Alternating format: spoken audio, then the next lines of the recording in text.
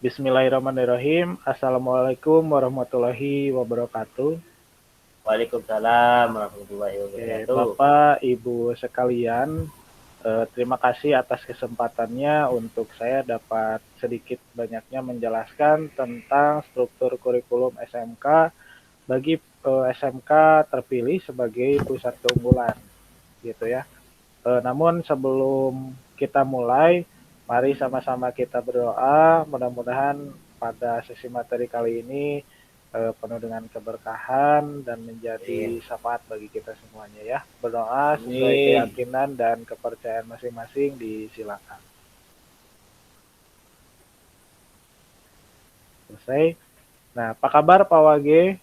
Alhamdulillah. Alhamdulillah ya, Bu Baik, Linda apa Kak. kabar? Alhamdulillah, baik. Baik, Pak Wage, Bu Linda, alhamdulillah hadir pada kesempatan kita hari ini. Pak Wage dan Bu Linda, kita akan mempelajari sedikitnya tentang struktur kurikulum SMK yang memang bagi kita sebagai seorang pendidik ini merupakan paradigma baru, hal yang baru yang memang pola pikir lama kita harus sudah mulai ditinggalkan gitu ya. Ya, ya, betul. Nah, nanti saya sedikit menjelaskan, setelah itu nanti akan ada sesi tanya jawab dari Bapak Ibu, ataupun memang di pertengahan nanti akan ada pertanyaan, silakan saja ya. Tinggal Oke. di tinggal dinyalakan saja ikonnya begitu. Baik. Nah, yang pertama, untuk kerangka kurikulum SMK Pusat Keunggulan bagi pembelajaran dengan ya tadi paradigma baru, ini ada sedikit banyaknya perubahan Bapak Ibu. Untuk spektrum keahlian di sini daftar bidang dan program keahlian sedikit banyaknya berubah gitu ya, berubah. Kemudian konsentrasi keahlian dikembangkan oleh sekolah. Jadi nanti sekolah bisa mengembangkan konsentrasi keahliannya sesuai dengan program keahlian yang ada di sekolah begitu. Kemudian struktur kurikulum di sini masih kita dibagi dua dalam pengelompokan yang kelompok umum kelompok A, kelompok kejuruan di kelompok B. Kemudian kita nanti di sini ada capaian pembelajaran.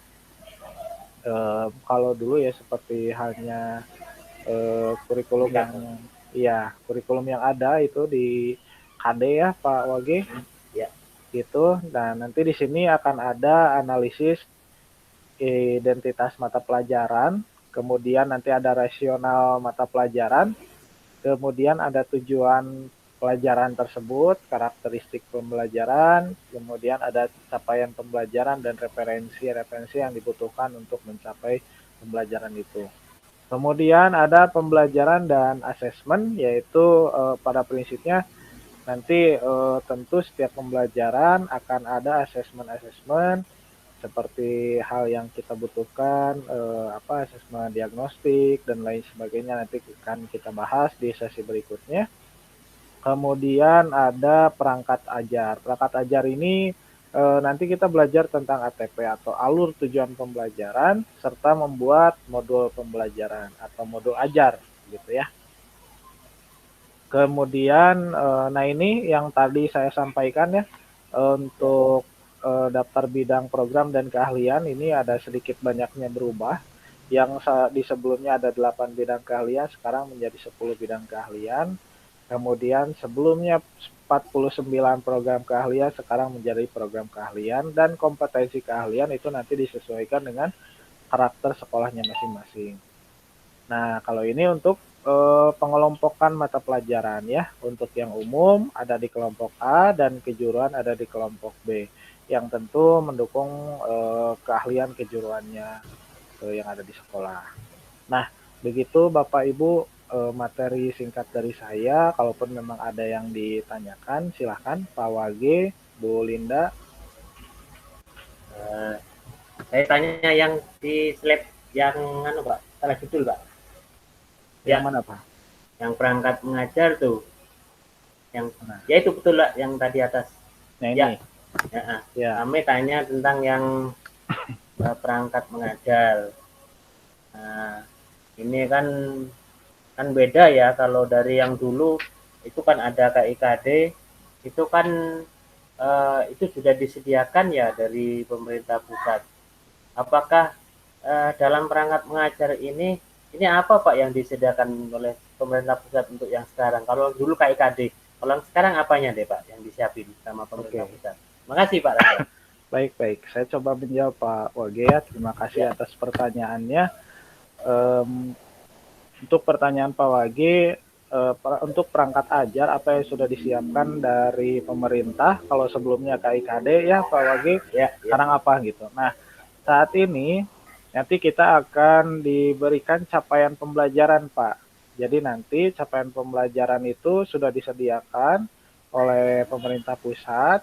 Nah, nanti kita akan menyusun alur tujuan pembelajarannya akan seperti apa. Tentu hasil dari capaian pembelajaran yang akan kita gunakan.